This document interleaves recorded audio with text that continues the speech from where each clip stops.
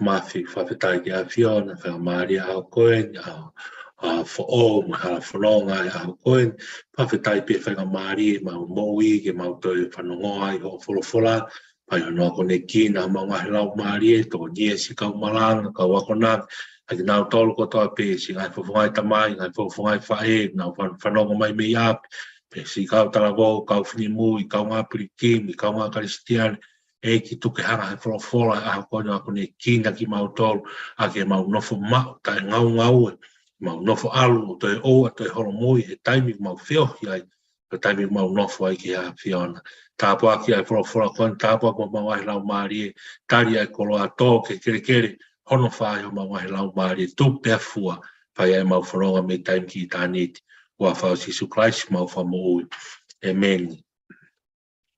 Tap ke a fia o toa tau lotoroto ngā, pa kore peke hūwhanga he ngai whakatap, tō a whakiat pa mi he tau platform, e tau pe mokoi sisu, ma e tau proklama, haka toi tapu whakawike, toko nia ki tau tōu kaumalanga, kau akonaki, ka mea te pua ki tau tōu, kau ngā karistiane, o whong ki tau tōu, hangai koe loto tau kamata, mea mahu inga mau pe whenga maari e mo ui ki tau whanongoa e wholofola o tua whakaloto lahi ia, ko ngā koe pirikimi tau whai mei taimi, tau amanaki ko toa te tau au sia i tāniti tau whanonga ki ai. Te senu tō mue ke whai ai tau ako toi tapu au ni tō pia pe me he fuakawa fo i pseri e nai hiki tohi ki kakai he pelu, pa koe wahe tahaua, pa koe vesi tahawalu ke uahiwa. He pelu wahe tahaua, vesi tahawalu ke uahiwa, pa tau whakakawe inga pēni, koe whakatokanga ki he tafoki me he otoa. Koe ngahi whakatokanga ki he tafoki me he otoa. Pe koe whakaukau e taimi tau nofu ai, taimi tau o tari a sisu ke tau moi, taimi tau tui ai ki he otoa, tau tu mau ai. O te tau toi holomui, o te tau toi foki pe me he otoa. O tui ko taha ne ngahi paloparema o hoko i te tau tolu, kau ngā karistiani he ngahi ahokoni. Lahi ngahi tui ko hake mai, lahi ngahi poto, teknolosia pau kamata ke awhi ai e tau tui mo e tau whakaukau, pe hange tau te foki pe mihe o tua na atau nofo ai.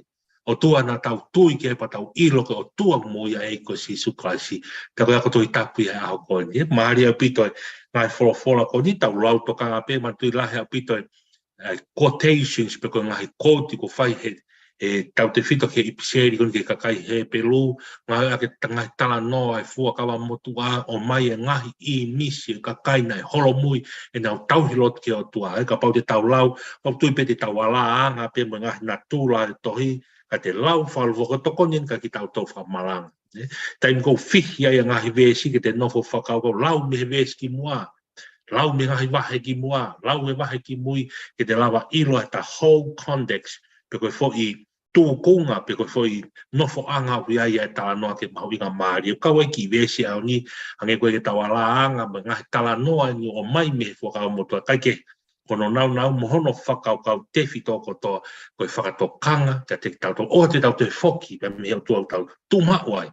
Hangi ha maka tui tahi e tau tui ki heiko si sukalaisi. Kai ke he Peru wa ta hawa ta walu ke wahi wa ka pau te ke nofo lau le kamata pe me vesi a taha wha ke taha fitu me ki ke nofo ai e ngai whakaukau ko ne whakatokanga ko ngai whakatokanga ko ke tau tari mo tau nofo ke e ki tau nofo mauai tu mauai e tau tui o te tau tui ngā ue pate ke lau e vesi ta whingan ke whakato tolo he foi vesi e foi tala noa o toku nofo loto ai e taha walu ke wahi wa whatonga ves taha whapa mo e ves taha ni maa o e wahe taha wau pehe turi ke mou merino mo e ka kai kotoa pe pe ke he maa o ni aia o kui aia ka I kai mau e kai mamata e hataha ki he e ki ves taha ni maa o mou wakawakai le rei na ai hataha kone whakatoto mui me keresia o tua io na ai haaka kona ko tupu hake o whakawhiu ki moto pia pāhia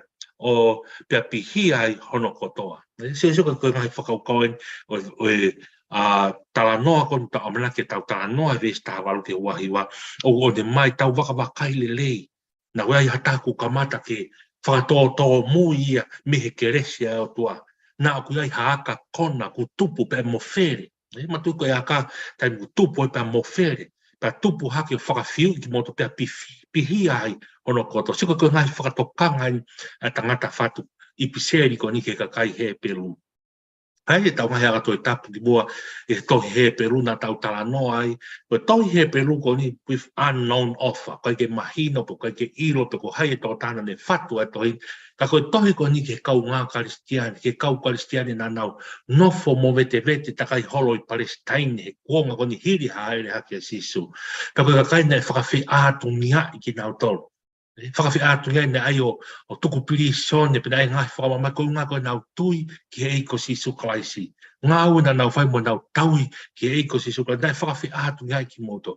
Pina e whai lewa ai tohi I piseri ko ni ko ngā ke whakatu mau e nau tui. E whakamaka lohi e nau tui, I he tui to tonu ko iau nau tua e koe tui ki heiko sisu kalaisi. Ai pako te whiso ko ne au mani ke wahe tahaua, hiri ko ia pe wahe whaka osi pe o tohi he pe lu wahe tātou, me ke te whoki rewa ke he uho te whito e whai ipseri kotoa, ke whakatu mau o te mo te whoki, o te mo te ta whoki, pe me o mo tui ke tui toto, koe tui ena, ai tui ki heiko sisu kalaisi, tui ke ne peki apa mo toi tu mawaya mo e tangata. O kamatai me vesta wha, pe me vesta mo wakawakai le lei au pito. Auri whaia vesta wha, ta nima ta hao ta fitu, tala noa koto, ke ngahi whakatokanga, te ria haaka kona, te ria hangahi kakai ko, kau ngā karistiani ko nau whakatoa mui mai ki nau tō ki mui, pe me whaia e lotu mo, tau hi ke keresi ai o tua. O hoko atu ai e tau vesta hawalu e au ni ke vesu wahiwa. A te ulau atu pe, hange pe utawanga maheni. Vesta hawalu ke vesu ataha. He tala hai ko mo ono ki he mea au whaati, mo e afi ko tutu, pe ki he loa, mo e whakapo uri, mo e a wha, pe ki he reo e talupite, mo e ongo mai hangahi wholofola. Vesta haiwa, aia e whanongo ki ai kakai na nau whakawhisi. Te ua na te whaiha rea ka te nau tolu, vesu anoa. He nai kai te nau kātaki a ngahi, ai mea na e tūtu uni, pa neongo ko ha manu pe e lawe ki he mounga ka e tolo maka, vesu ataha io, nai pehe hono whairi fia ai mea na e ha, ko ia nai pehe ai e mō sese, o kou manawa he au pito mō tete tete. Mana tui koe whakakau, me ke nofo e vesta hawalu ke vesu wahi, koe whakaloto lahi en, aina tau kamata whakatala noa me vesta hawha, taha nima ke taha fitu. ko whakaloto lahan ke tu uma ue nau tau o nau tui ta whoki pia me o toa. Ai ko whai tifitoi whakaukau ia. Au maga ke vesi tā walu me vesi wa ta alu e tala noa ia o whakatatau mo tu uma o te muta whoki o toa o hange koe kakai Isileli. Ai koe tala noa ni exoto tāhila. Taimina ono atua ia Moses pa me kau Isileli ko toa ki monga sainai. Pa tamai na hanga Moses o ko ngā hanga whakangata te ria na a oho atu kakai Isileli ko nau whi ilo ka si hova pa nau auhai. Tau auhai ko ngā koe mafi pa mo ngeia o si hova sa pao ti monga sainai. Tako tala mai he kai ke lava hataha mamata ngata pe i whangamonu manu whawhata pu e whaia ke ngai whi lau lau. He kai aha taha tene mau i lau kon e tolo maka i ki nau tonu. Aia ko hono whainga whakairi whia mai whainga mana wa hata mai ai ko vesi tawa ke vesi wata ko tala noa e whatu ipseri o kai ke iri whia pe he si hova e o tua e koni. O kai ke whakamana wa he pe he tala mai ko Moses e vesi wata nane mana wa he mo tete i lahi mo ngeia. Koe ke mana wa he pia si hova ke tau o putaria si sumo tau nofo ke pia tau toi holo mui. Ko ngā kohane whakamana wa he o hangi ko nei hoko ki kakai Isileli ia exoto tahi wa he kua ngai fuakawa motua i monga saina. I kai. Ko o tua nea ofa, o tua nea mo mesi, o tua i ke hou hau kai mohu alo ofa. He te hahano ka, he nas whai ko toa ia si su. Nei hoko mai a sisu, whaki mai sisu kais, ko lami whila ke vete ange, ke lava he tangata mo whiwhide, mo karistiane ko toa pe ke hu atu ma mata, hono fo fonga ano lau mai ke fo fonga e ko sisu kais. Os whakawhai ngu fua mea ko, koe ke tuha mea ke tau mana wahe ai, koe tuha mea ke tau wiri fi ai, e tau o whai e tau i lotu mo tau nofo ki e ki. Ko tō koti ko tau mana wahe mo tau wiri fi ai, ko tau whakatou pi koi pia ki tau tonu. Hangi kon ko tala noa vesta, ko tau whakatō tō mui pe me kerese au tua, ko kamata ke awhi e tau mana ko mo e tau whakaamu mo hanga mea tau wakai kia ki materia mahaman koni. Hake mai e poto e tangata whakateolosia, mo ngai whakawau, kamata ke awhi e tato me mo oni e tai pupa mo tau hi, tala mai tūmao, o te ngau e, o te ngau e te ria whakamau ai o tua. Te ria e whakamaua to tuma wai, tau hi ko tonu ai. Ai ko me ko vesi taha walu ia, ke vesi wata, me ko nofo ia, a hono whakaukau, ke tau tuma, he kai ke kei whakamana wa he, a si hova ia o hangi koi tala no he whakawa motua. Hoko at, vesi wa ke vesi wa wha, pe he mai rewa e whakaloto lahi a kon, ai whatu ipseri ke kakai he peru, ka ko mo unu ke mo unga ko saione. Mo e kolo e o tua po o i ko seu sarema whakalangi. Pa ia ngahi toko mano a ngero. Vesi watolu, ko e kaha toanga mo e whakataha ngahi uruaki foha kua tohi i langi. Pa ki o tua ko e whakamaaua e ka kai ko toa pe. Pa ki ngahi lau maaria kauanga tonu kua whakahauhawa. Vesi wha, ua wha. Pa kia sisu ko e whakalaloa e whakawa fohu. Pa ki he taa luluku aia ko ne lea o le lei hake. Ia e pēri. Atonga, ko hangi ko whakatanga na hangi toa, hangi ko whainga taa ki ta honga whakauhinga e nofo e whakaukau ko ngako ne hanga he tō taha whatu ipiseri kun o mai e ngahi tala noa e whakawa whao. Tala noa e whakawa motua isa.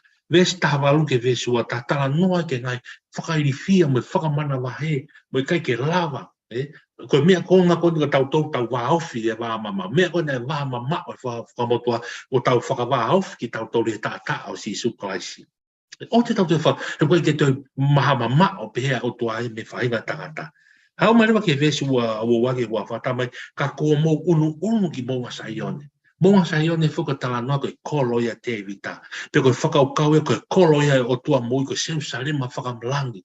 Ta mai ku ia i toko manoi a ngelo mo ki tau ka po unu ki taloni ko ia unu atu koe kātoanga whakataha mo i uraki foha o tua i langi o tua whakamau e ka kai kotoa peke ngahi lau maari ke kauanga tonu hao mo unu atu ki ai tumau i taloni e keresi ko ia utala mai te ako sisu kalaisi koe whakalaloa ia e fuaka fōu a hono tātā ko luluku o le lei hake ia i e toto da ringi koni e tala noa o e whakawa fōu he tohi sene sia e peri.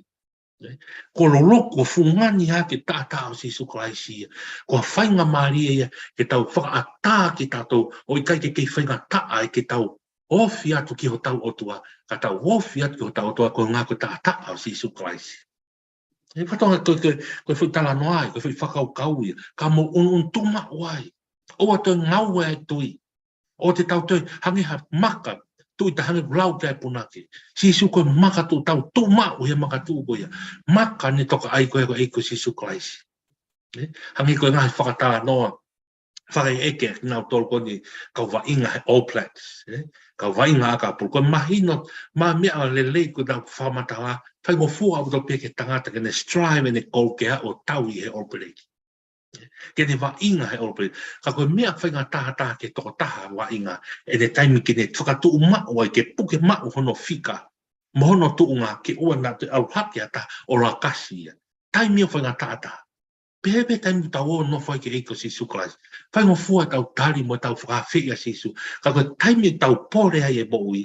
Taimi ko where ai hono ngai fisi i nā ua hala whono ngā. Ai taimi tau whakatu mao ki tau tolo e tau tui. Hange kurea ki ai a ua episeri ko na pita.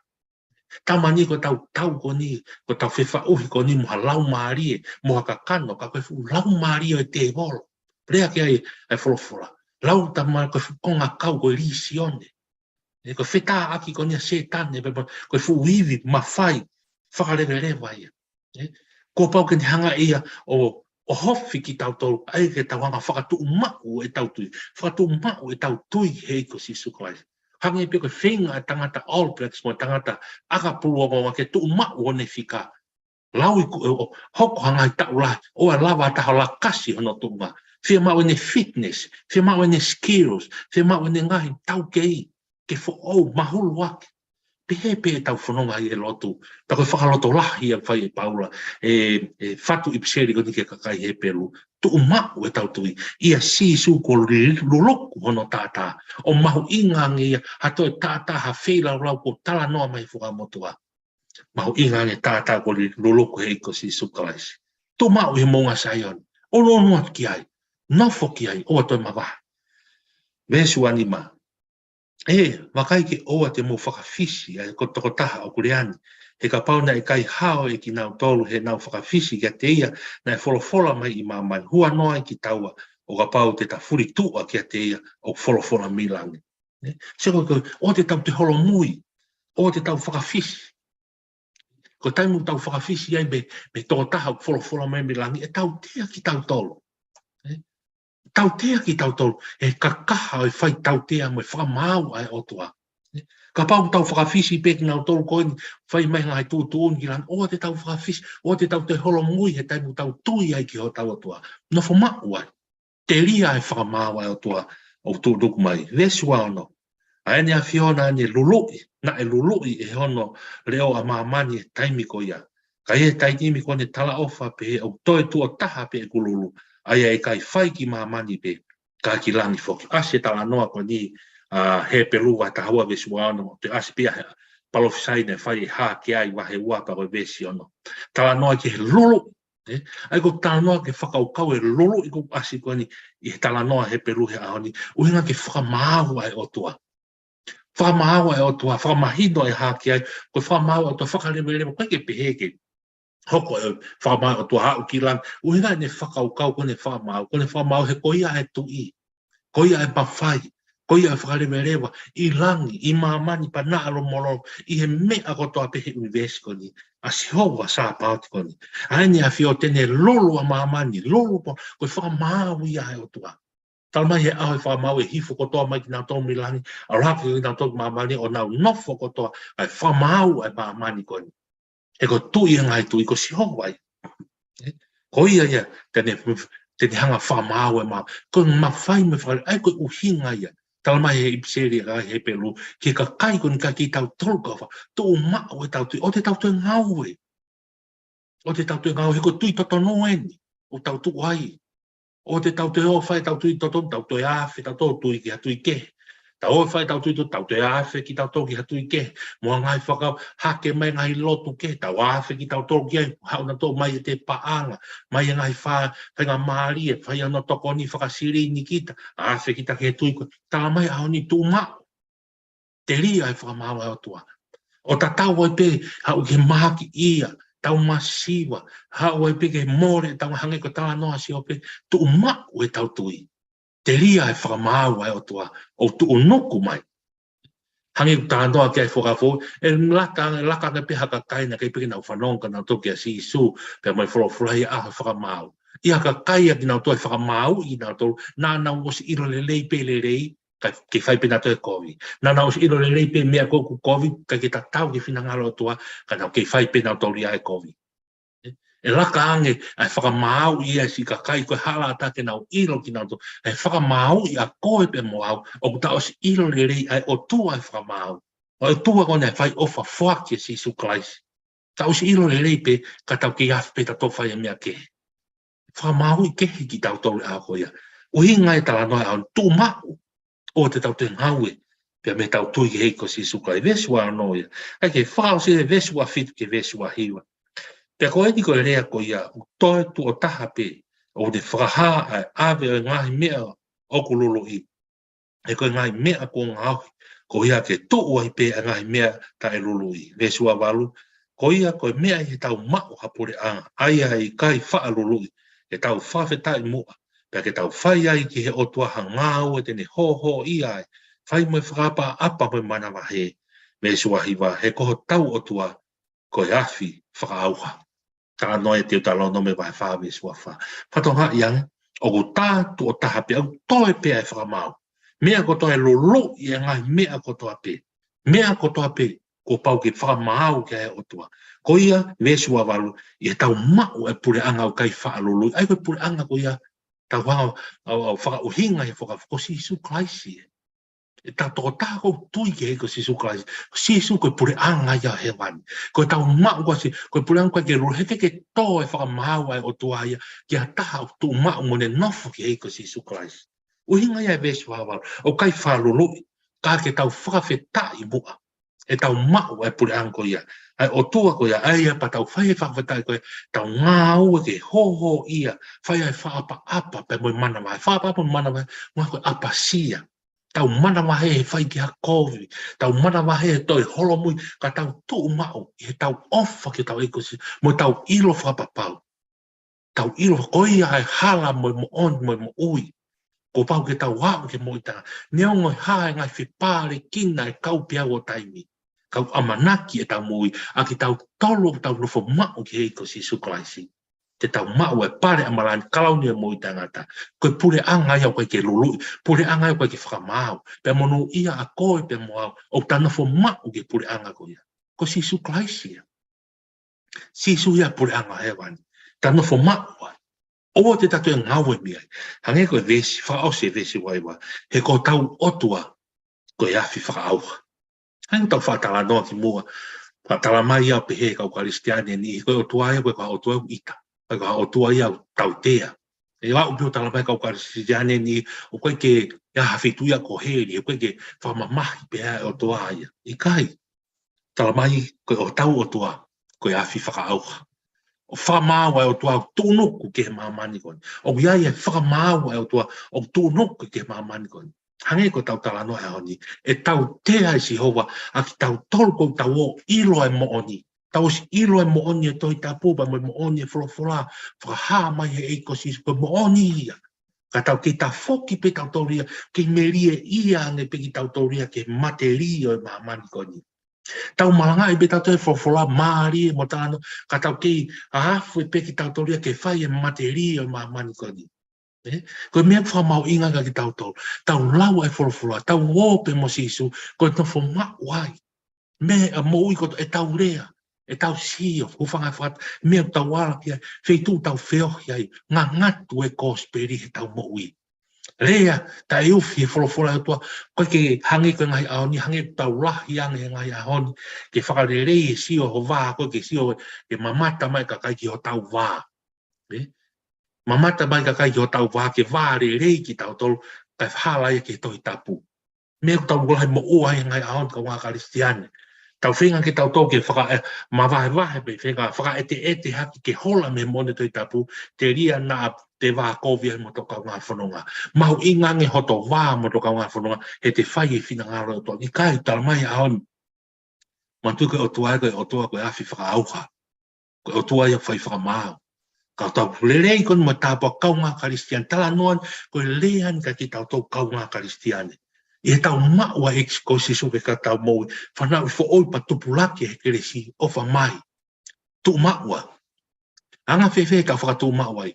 Lau e wholofola, nofo ki e ki, whaalotu, taimi ngau e lotu. Whaawhiohi mo i ka kai lotu. I longa peha whalukunga ka kai bo whio i anga, te ke ongo i ko tō lalo he o lau marie, hola me ai. Hola me ai. Whaawhiohi mo i ka kai, tala manoa pia e wholofola, ke tupulaki ai e te lau marie, tupulaki ai te kere umaaki ke te tauhi wāki mamani, kai more ho tō lau marie ki lami. Mau inganke whihia ne kina kita i mamani. Kai o whihina kita he pure angai o toa. Kai oa te kau he lolo i koni, koe whakamau koni tala noa ki a ipseri ka kai he pelu. O te koe whakamau opo pe e tau ki ako toi ta maari au pita i wholofola a koni hange ki tau whatala noa. Lau le rei pe ngai vesi te tau whakahoa pe ke whukawa motua, ka waipi hono ngahi tefto i whakau ka hono ngahi afo taki. Foi wahe taha waka kato e tohi he peru, no whakotoa pia, tu mau e tau tui, e tau ilo e ko Sisu Christ. Ko koe ke mea mai ke whanoa mai, ka wau kon ko whakautua, tau si ilo rei na pe kia Sisu, whamore more tau ngai angala, tau mau e moi tangata, tau wafe tau, o wai e whakamau te utonuku mai, tau tu mau ai. O te tau te ngau e me he tui koia, o te tau te ngau e me mooni e wholofola, mate ai, akai, tala noa ke wholofola ton pe eiko Sisu Christ, tala noa lahi ke a Paula, te ngai ipseri ki Kolose, i Filipai, akai, fo ai, mo ai, nofo mau ai, tupu ai he keresi ki a keresi. I whiohi pa mo eiki, te ria aho koia.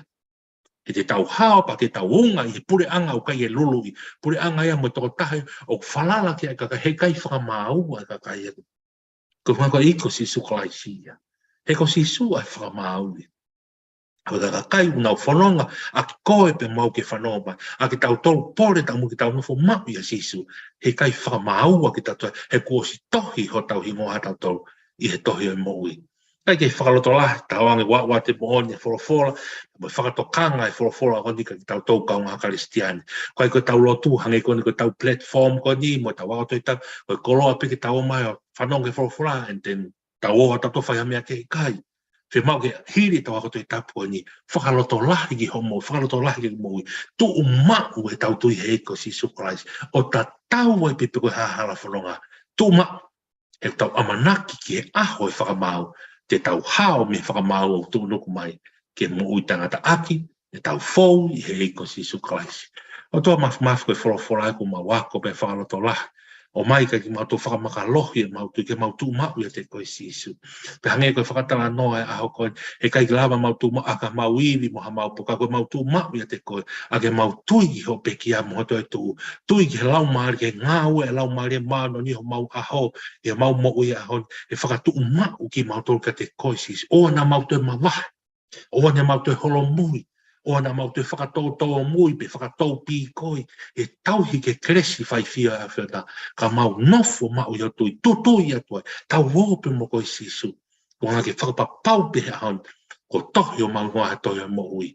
Io, e aho ka hoko mai e whakamau, te mau tuu mo e lau e aho koia, mahinu kai mau tau te mau hao e whakapau, tuu ngā pe a te koi Sisu Christ, mau hao hake ke mau e kalauni e mo i tangata, oi, ta koe fia ia o lang whata, ka mo e ko Sisu Christ. Si tāpu kina ki tau tolu kotoa pe, si ngai tamai, si ngai whae, si kau tala wau kau whine mui, tāpu kina si kau wito, tāpu kina si kau tamai mate, si nau tolu priso nena, i whare mahaki nau whanonga mai, tāpu kina si a whamiri kuki tono ai hama mai, tāpu kina mo mau tolu mai wholofolo, koi whakaloto lahi a ke mau tolu, whai a ke mau puriki mi io, ke mau tū, hange ha makatu i tahi, mau tui ka te koe Sisu. Malo tui mau hue wafa Sisu Christ, mau wha mo ui. Amen. Malo apita mo mea mai, mo mea.